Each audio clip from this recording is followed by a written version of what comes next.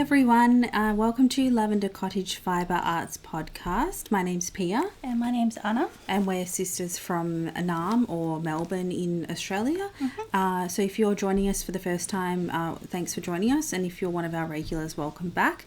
Today is going to be our 8th episode of our knit and chat type of podcast, which is where we work on a project and then just have a chat about something related to fibre arts.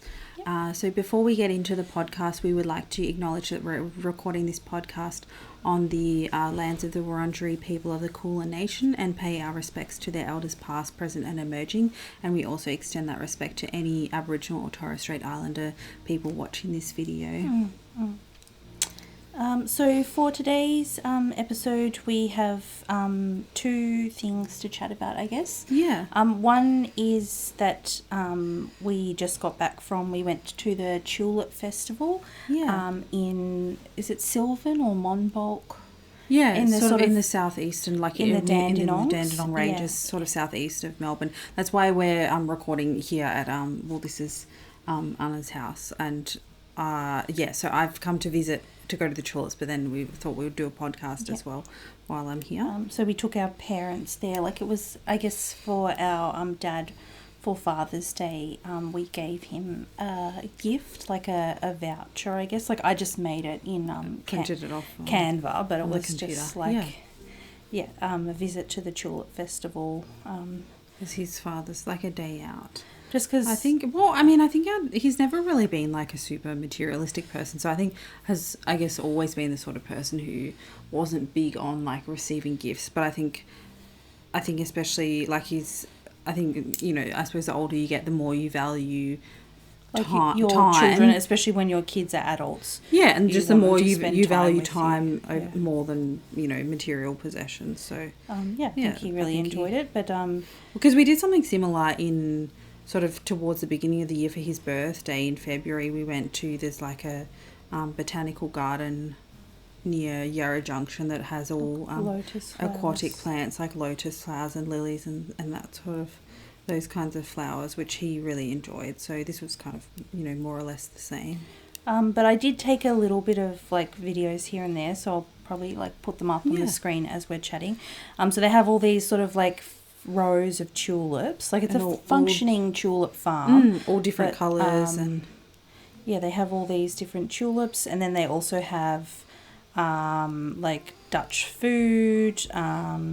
They have like sort of souvenirs, like you can buy like a pair of clogs, or I guess some of that's a bit kitschy, a little bit, yeah. But I guess some of it looks nice or whatever. You can buy tulips as well, but then they had like Dutch food. They had Dutch music, Dutch dancing, and they had like a pipe, a mechanical pipe organ, I think is what they call. So I might even like just put that one, like usually when I splice videos on top, I take the sound out off. But I might just like put just even like 10 seconds or whatever. Quite cool.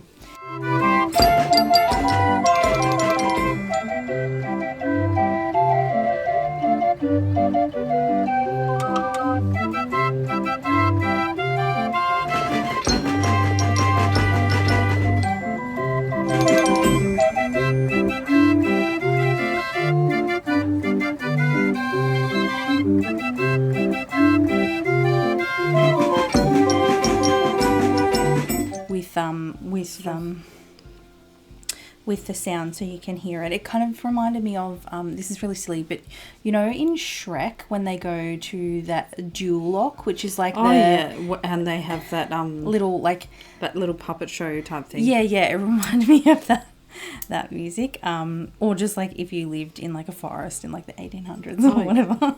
I thought it sounded like sort of like a carnival or something. Yeah, that too. Well, I think the guy had a sign like talking about like the history of pipe organs and stuff, and I think he said it did become popular again. It had a bit of a resurgence of popularity in like the mid 20th century for like carnival music. But so we went to the Tulip Festival today, but the other thing that I thought it might be interesting to have a chat about was test knitting, because I have just finished a test knit, and I've just started a new one actually. Yeah.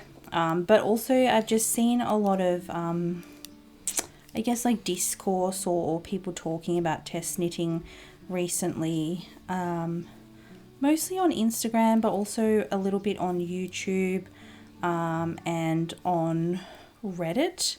Oh yeah. So you just wanted to weigh in on the discourse. Well, yeah, I guess just throw in my 2 cents of... Yeah. Before we get into that, though, should we quickly say what projects? Yes, we should. Well, I was on? going to say, speaking of, that I said I've just started... Oh, is that is a test knit? This is a test knit that I'm working on at the moment. So this is obviously not one of those secretive ones? No. But the one that I just finished the other day, it is a secret test knit, so I won't be able to share that for quite a while. I can obviously wear the garment in my sort of private life. Not that I have a public life really, but like you don't have to just wear it in private. Like you can wear it outside, out and about. Yeah. Oh yeah. I think the design is totally cool with that, but just not cool with people sort of sharing it on social media. That's fair. Yeah. So what are you working on? So I'm again working on, which I'm sure everyone's already seen, my Hue Shift Afghan. So this is I started the second panel, which was this is the panel where I'm moving it the wrong way, where there are no solid color squares, so each square will be 2 colors. Yeah. So I finished kind of the first row, and now I'm onto this. I'm knitting like the first square of the second row. So this is like green and this kind of like cream. It kind of looks white, but it is cream. And is this the second panel you're knitting or the third? It is technically the third, but I think the first one that I knit I'm probably going to undo, because that was the one that I think I didn't do the joins very well. Like when I was picking up the stitches, I was just picking up kind of the float rather than the actual stitch. Okay. So the joins are a bit kind of gappy. So. Okay. Yep. Yeah.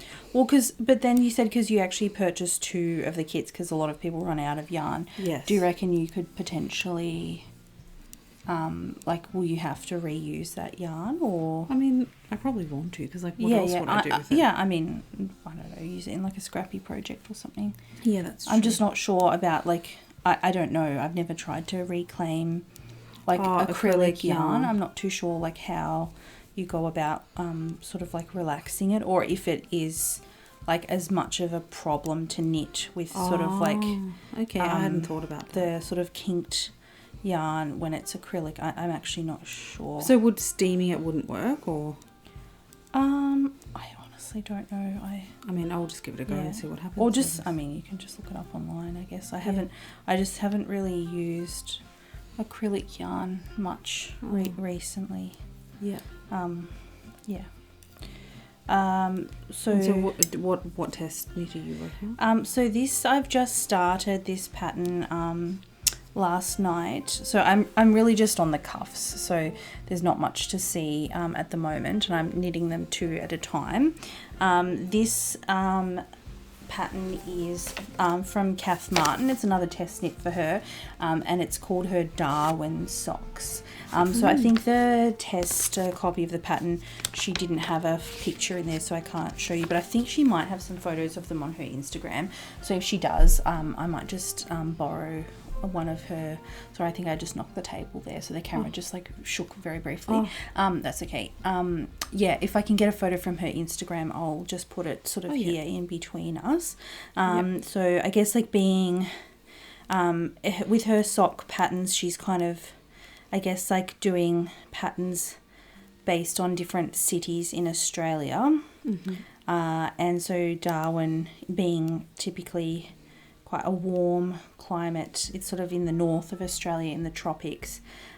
She is, it's a fingering weight sock pattern, and it has some sort of eyelet lace details on the leg and the foot, so I guess it's a bit more like breezy, I guess. Kind of similar, I guess. Have you been to Darwin? No, I've been to Alice Springs in the Northern Territory, but I've not been to Darwin. Okay. I've been to Darwin, but I didn't really spend much time in Darwin. So. And I actually didn't, like for the Brisbane socks that I recently tested for her, I used a yarn from a Brisbane-based dyer. but I actually don't have any yarn from any Darwin-based dyers, and I actually don't know of any. Yeah. I mean, the population of Darwin is very small. It's a small city, so there might not actually And be. I guess, like, maybe, like, yarn crafts are maybe not a hugely popular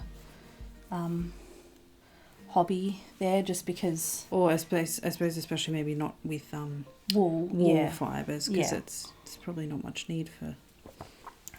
Because they don't really have 4 seasons there. They just have the the wet season and the dry season, but they're both hot. Yeah, because I mean, like, I was there during their, like, it was winter here. Yeah. And it was, still 30 plus degrees there, so... Yeah, Celsius. So probably, I don't know what that is in Fahrenheit. I think 30 is about 80 degrees Fahrenheit. Yeah. So just not much of a need for super warm clothing. For super warm stuff. Yeah. So anyway, yeah, I'm working on these Darwin socks. So because I couldn't find I didn't have any yarn that's from a Darwin-based dyer. I just chose a yarn that I thought has a bit of like kind of tropical coastal vibes. Tropical vibes to it. Yeah. So I think I succeeded in that. So this is like the cake. So it's just like a sort of teal, minty, with a few green bits as well. Yeah, that one is what I'm working on. I guess wanted to share, I guess, a few thoughts about the test knitting process, and maybe talk about some things that have made testing a good experience for me, and then maybe 1 or 2 things that where I didn't have such a great experience. I guess you could just phrase it as things that would be improvements. Yeah, could like not to be negative, but just but I won't really talk about specifics of any particular designers, just in general. So I think by now I've and I mean, this is the other thing, I'm not like a vastly experienced test knitter. I think I've done now about 10 or 11 test knits. I think that's still quite a few. And it's 11 more than me. A couple of them, I think 3 have been for sort of adult size garments. Yeah. One was for a baby garment, and then the rest were all for socks. Yeah. So I think like one of the biggest things, and I guess that I look for, and I guess this is pretty obvious when applying for tests, is the amount of time that is allocated for testing. So I think there are certain like formulas that people suggest, like a week of knitting, a week per 100 meters of yarn, for example. But then also things like a month for a socks, at least 10 weeks for a garment, those type of time frames. So I'm not exactly sure. Well, and I guess also if there's things like, cabling or like lace patterns, or so I guess a lot of colour work in some ways would increase the amount of time. Yeah, like the sort of doing it, just calculating it based on the amount of meters of yarn is maybe, it depends a little bit on, what gauge it's worked at and all that kind of stuff. But I think at least to have like a clear time frame, and to be upfront about whether it is possible for testers to receive an extension if they are not able to complete the test.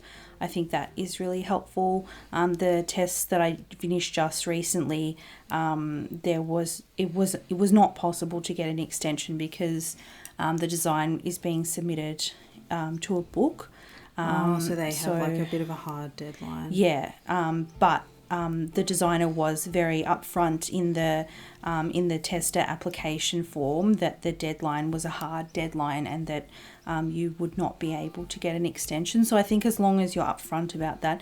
But I've definitely seen like... Can I ask, so, like, what is the consequences of not finishing? Like, do they they don't like fine you or anything like that? Well, so I think this is something that does vary from designer to designer. Yeah. I have personally not tested for anyone that charges you for the pattern if you don't complete the test, but I have heard of designers that will charge you for the pattern if you don't complete the test on time. Yeah. Do you think that's fair or? It's hard to say. Like, I think it for me, it would really depend on, like, the intentions of the person. Like, I could see how people could sign up for a test just to get the pattern for free and have absolutely no intentions of testing.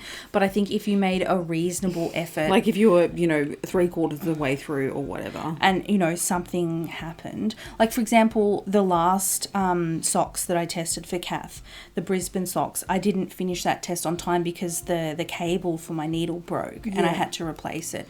So I feel like, and I mean, other things that aren't even related to knitting, like, I broke my arm or I was just really unwell or... I suppose, there would definitely be a big difference between someone who's, even halfway through the pattern versus someone who hasn't even started. Like, if they haven't even started, that they either sign up just to get it for free or maybe someone who overcommitted themselves to sign up for multiple tests at once. Do they ever require you to sign like a contract or whatever that says you're only working on that test? Or I've never had that, but I don't know if some designers might. And I guess I think that if you can't, or if you think it's unlikely that you're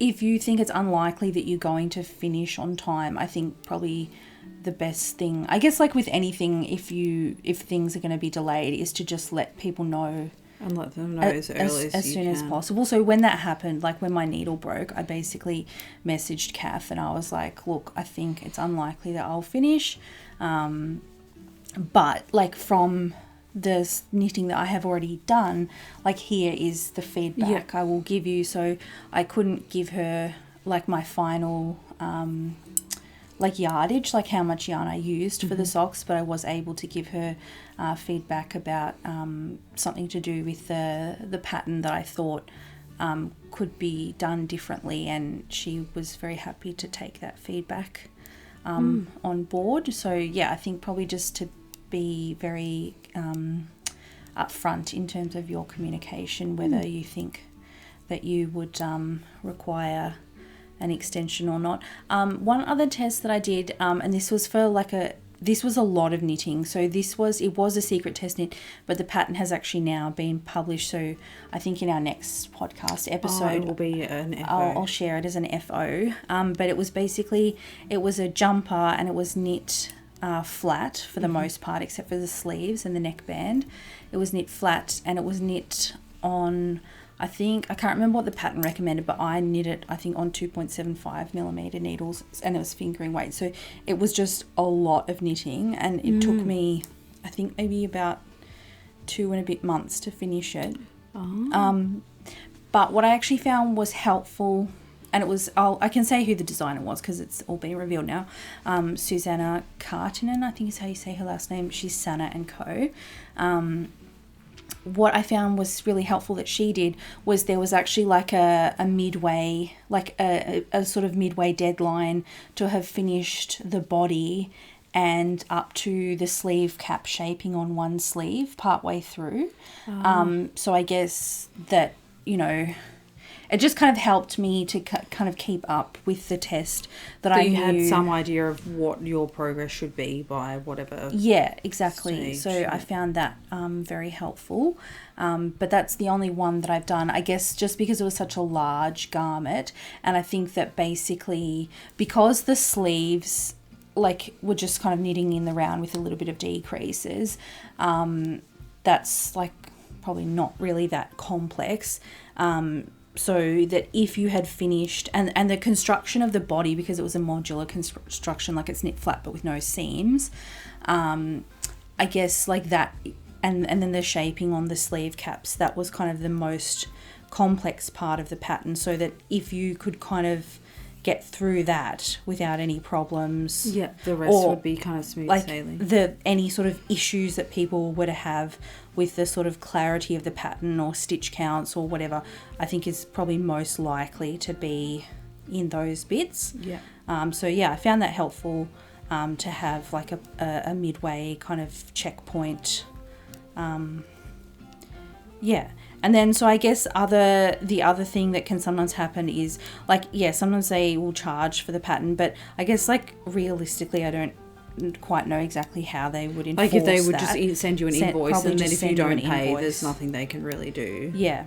But then the other thing... Unless they requested your, like, credit card information before signing up for the test. But then the other thing that probably is more common is often, like, as a thank you for testing, you'll get the final copy of the pattern, but then a lot of designers will also give you like a coupon code or a voucher or something like that for one other pattern from their catalogue. Or like a coupon code for like a discount. Yeah, for their Ravelry store or Etsy shop or whatever. So that if you don't complete the test on time, then you don't receive the perk kind of thing. Yeah, which I mean that's fair. Yeah, that's fair to, if you don't complete it on time, you don't get whatever sort of perk is on offer. But I think a lot of this sort of online discussion at the moment about test timeframes is also sort of based around size inclusivity. So, a reasonable test time frame for someone knitting the smallest size is not probably going to be reasonable for someone who's knitting the largest size, because they just have more stitches to do. It's not like they have, they don't have less, they have the same, it's not like they have the same amount of work to do. They actually have a lot more work to do to finish that garment. So I have definitely seen test knitter calls that I would have liked to participate in. Like I liked the look of the design, but the time frame was just I felt not reasonable. Yeah. I think probably the worst I've seen was a week to knit a sock. Is that doable for you though? It is, but I probably couldn't work on anything else. Yeah. And I think then, like, that's just leaving no margin for, if something just happens in your life kind of thing. And in a way, like, I would also kind of wonder, unless it is specifically for, like, this person wants to submit it to a particular book or magazine that has a deadline. Like, what's the hurry kind of thing? Like, why does it need to be done by that certain date? And I mean, even if it is for a book or a magazine, then maybe the test should have just been available earlier. Yeah. Or wait till the next issue of the magazine or something. So that one I definitely did not apply for that. And then another, I guess, theme that seems to be, and I think this is probably one that's a bit more, like, I don't think there's necessarily a right or a wrong answer, but I think sort of a few designers that I've seen were actually asking people for their sort of input on what they prefer, like what kind of sort of communication channel they would like for as a test knitter, like what would you prefer? And I think, like, there's a few different ways that people do it, and I think all of them probably have kind of like pros and cons to them, I think. What's the kind of the normal, like a private Facebook group or? So most of the ones that I have been in do an Instagram group chat. Yep. And then the other methods I have seen would be there is no group discussion. You just email the designer directly. Yep. Having the pattern as a Google Doc so people can add comments on the Google Doc. And a Discord group. Oh, I don't even know what Discord is. What is it? It's sort of like a forum kind of? Yeah, it's like a program that people can create sort of forums in, and you can have ones that are private, like by invitation only, and ones that are public that anyone can see. Just showing how much of a Luddite I am. And I'm not super familiar with Discord, if I'm being honest. I've heard people talking about it, but I just don't know what it is. I think in certain, like, niche Is hobbies. it something that is used a lot in like gaming? I think maybe it was originally made for sort of gamers. I think. I always thought it just was a video game thing. I could be wrong though. And then the last one that I've personally experienced is a Facebook group. Mm-hmm. So I think I will say probably the only one that I think I think I could say, in my opinion, is sort of unambiguously not good. Is having no group discussion and you just email feedback directly to the designer. I personally didn't enjoy that kind of a test because I just felt that then, and to be honest, I won't share the designer's name, but this is the only test knit where I kind of really didn't have a very good experience. I had a problem with the pattern, like the stitch count. I still believe it was incorrect. Yeah. And I emailed the designer about it, and she kind of just, I don't want to say fobbed me off, but she kind of was like, oh, you've just made a mistake. I recommend that you just fudge it to make the pattern work, kind of thing. Like, basically, yeah, you've obviously made this mistake, and but I can't tell from what you're saying where the mistake has happened. And I told her, like, I've counted my stitches multiple times. I even made like an Excel spreadsheet with each of the different stitch types and how many repeats there was, and I was like, it doesn't add up to the number in the pattern. And because there was no group discussion, like, oh, you don't know, I have no idea if also anybody else had that problem, and I just felt like it was a bit sort of, it felt a bit isolated, like. Yeah, because I suppose that could be, like, is there a potential that the issue with the stitch count was just for that particular size? Or, yeah. Like, yeah. if just, like, the this number one of was stitches... not a garment, so, like, there was only one size. But, yeah, I just... Sorry, because no, you didn't say what it was. That's okay. So, yeah, I didn't have a positive experience there because, yeah, I kind of felt a bit... I don't want to say gaslit, but like, it was difficult because and I guess, like, I do accept that I could be still wrong about this. Like, the mistake may have been mine, but I just felt like, someone saying, you know, no, it's definitely your mistake. Like, no one else has had this problem. Like, but I can't see that no one else has had that problem, kind of thing. Yeah.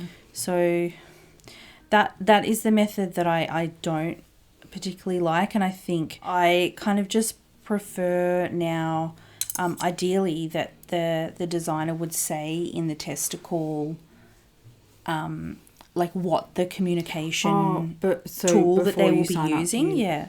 Well, I guess some people might also just be like, I don't have, you know, Facebook, and I have no intention of making one. Yes. Or like, I don't have Instagram. So I guess that is the disadvantage of some of those, like, social media ones, because, like, I guess anyone can make a Discord account and it's free, and I guess you could literally join, like, just that. Yeah, I mean, I suppose you could chat. say the same with a Facebook one. Yeah, that's true. And also, so with the ones that do have these, like, group chats, is, like, participation in the group chat compulsory? Or, like, they add you to it, but it's not, I mean... Oh, okay. So, I mean, I guess if you were like, I don't have Facebook and I don't want to join Facebook just for this, like, you wouldn't be obliged. Like, it's not a requirement of the I don't know, some of them might require you to have an Instagram, like, if they're like, this is how I'm going to communicate with you. Yeah. I'm not sure.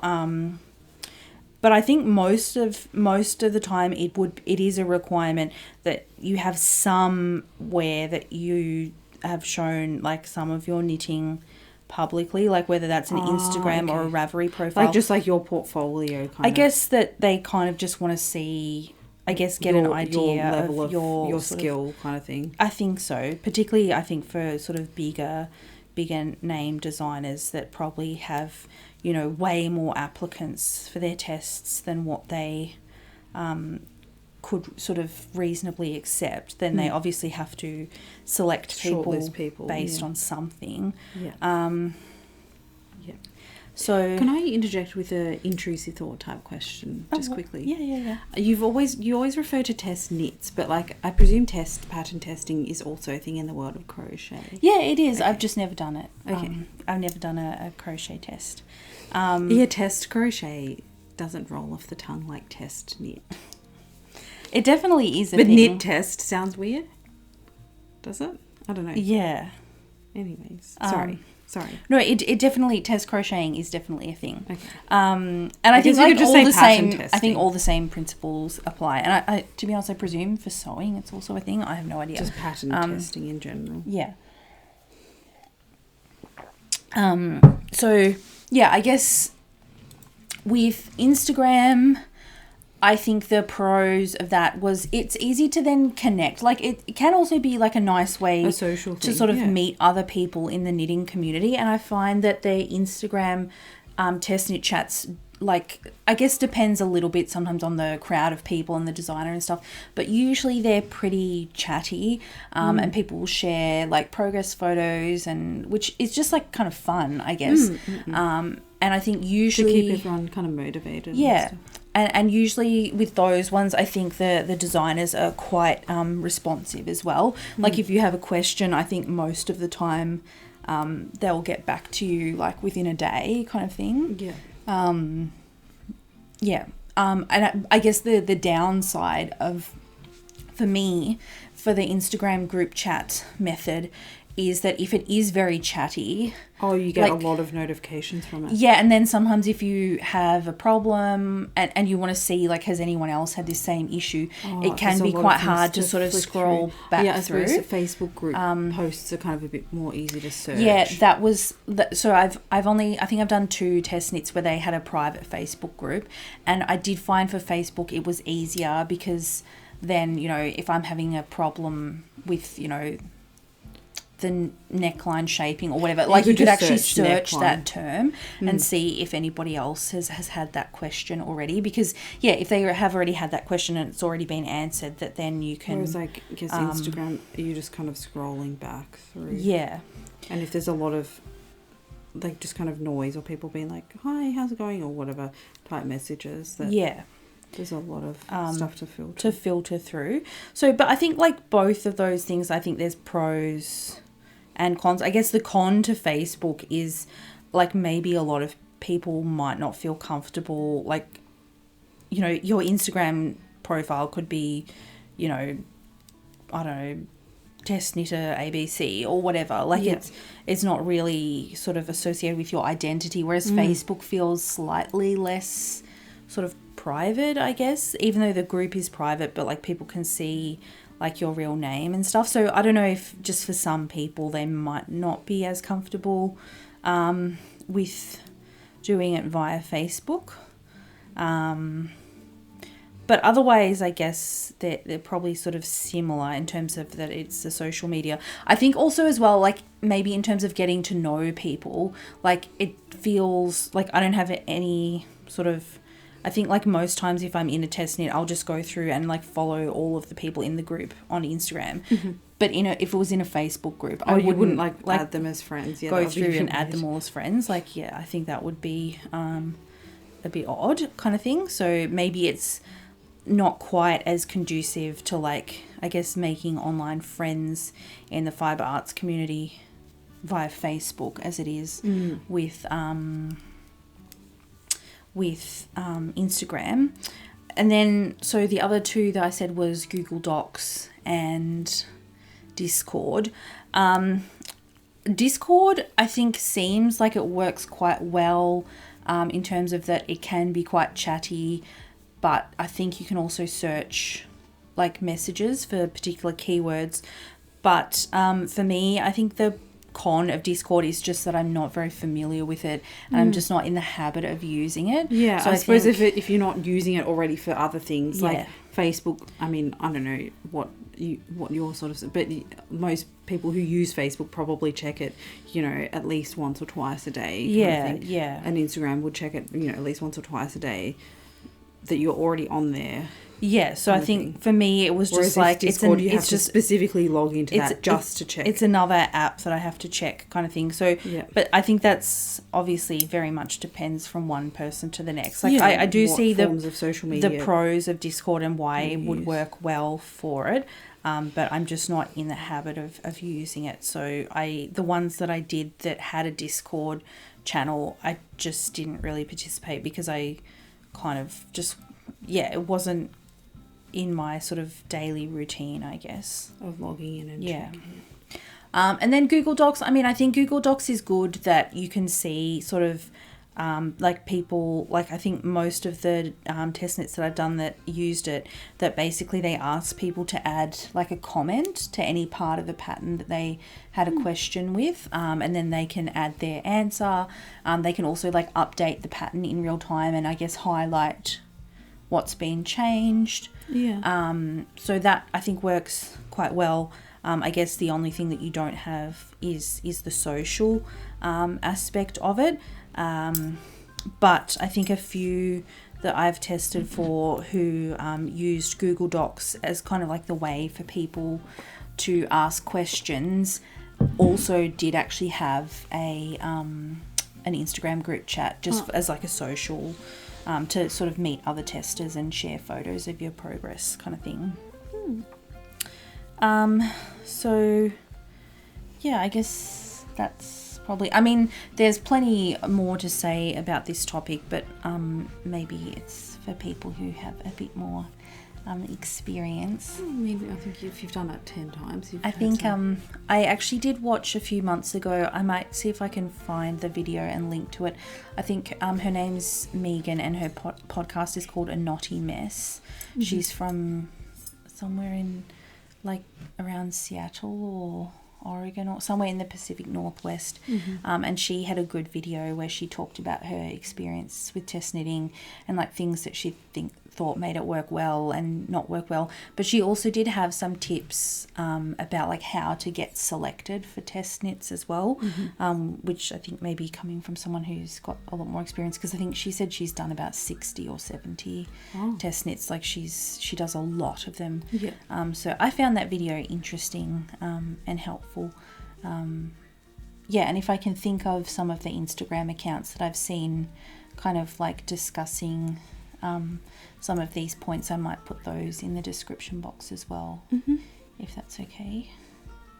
Why would it not be? I don't know. I mean, if people don't want to look at it, then they don't have to click on it. Yeah, that's true. But I think it's just important to think about these things. But I think probably particularly with the sort of, with the inclusivity, sort of size inclusivity, but also being inclusive of, you know, people who just have different sort of life demands that, you know, not everybody can put the same amount of time into this every day. As I suppose there might be people with sort of physical, like, reasons why maybe knitting is a bit like takes them a bit longer, or if they can't knit for hours on end, if they have to have breaks, like if they get sort of like pain that. And things like that. Actually I said I sort of wouldn't mention people, but I think if I want to mention people in a positive way, that's fine. I just won't mention people in a negative way. I will say I think Jess, who's cnyttan.cnottan, I've done a fair few tests for her. Her tests have always been very inclusive, so very generous with time constraints. But she also does ask, I think in the tester application form, if people have like accessibility requirements, like if they require a low vision, like a high contrast version or larger print version of the pattern, or like a pattern that's compatible with a screen reader, and her time frames. Like I think she actually has a test to call out at the moment, that the test knit is going to start I think in early October, and it runs until mid-December, just off the top of my head, and it's for a pair of socks, and the requirement is just to knit one sock. So I think she's giving almost 3 months to knit one sock. So I think that is very reasonable. And I think that she just wants to make sure that it's not, because I guess like you don't want it to be stressful, like you don't want it to feel like it's a chore kind of thing. And I guess like at the end of the day, like if you nobody's forcing anybody to test knit. But I think the problem is in terms of like the inclusivity side of it. If people don't make test knits accessible, then larger sizes don't get tested. And then so when the pattern is released, there'll be a lot of issues. It's potentially with the sort of sizing for larger sizes. And is that something like because I haven't really purchased that many patterns, so I can't say I've paid a lot of attention to it. Like, will they sort of emphasize in the marketing for this pattern the sizes that it was tested on as sometimes well? And I have I guess if you were sort of at the either end of kind of the bell curve of sizes, whether that would be actually something that might put you off if you're like, oh, this only one person tested it in my size. Yeah. I honestly can't remember specific designers, but I have seen some designers who've said, this pattern has been graded for all sizes by a professional pattern grader, but it hasn't been tested for, sizes 8, 9 and 10, for example. So they actually have said that if you want to knit one of these larger sizes, please don't purchase the pattern. Please contact me and I will send it to you for free. Yes. If you wouldn't then mind basically do it as like a post-market testing kind of thing. To give me feedback on the sizing, which I think that's they do for pharmaceuticals, like post-market surveillance. Yes, I guess.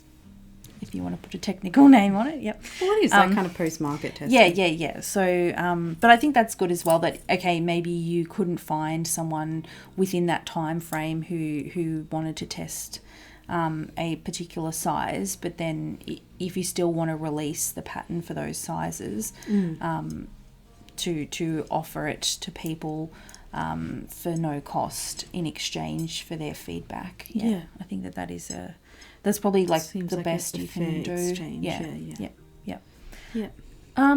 So that's probably I've also finished this square. Oh, good job. I don't know how many rows I did on my cuff, but not very many. Maybe 3. But I am knitting 2 at a time, so I guess 6 then. Rows on my cuff.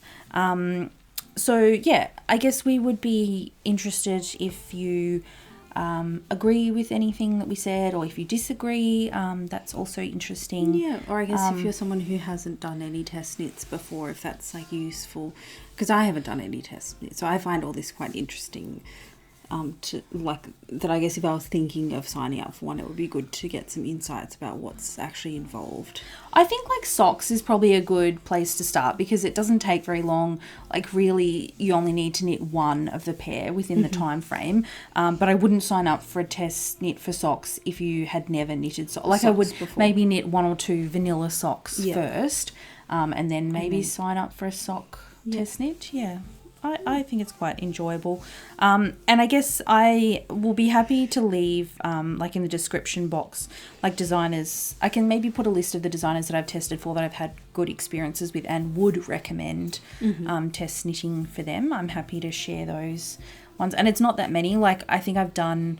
Yeah, I'm pretty sure it's about 11 test knits, but there's quite a few designers that I've you've done multiple for. So the list of people that I've tested for is not that large. So happy to share those recommendations if people are looking to get into test knits. And most of the test knits that I've done have been for sort of, I guess in the grand scheme of things, like small designers, like not, Petite Knit or Andrea Mowry or anything like that. So I think with some of those, probably like most people who apply for the test are accepted, if not all people who apply for the test. So I think they're like, just I guess a small designer is like a nice place to get started because maybe also you can have a bit more like interaction with them as well. So I think that's probably about it for enough today. Knitting and chatting for today. So thank you very much for watching this. Like we said, please feel free to share any thoughts that you have or any like if you know of any other places where this is being discussed and could be helpful for us to watch as well, feel free to leave that feedback. Our next video will be just a standard podcast episode, so where we share like FOs and whips and things.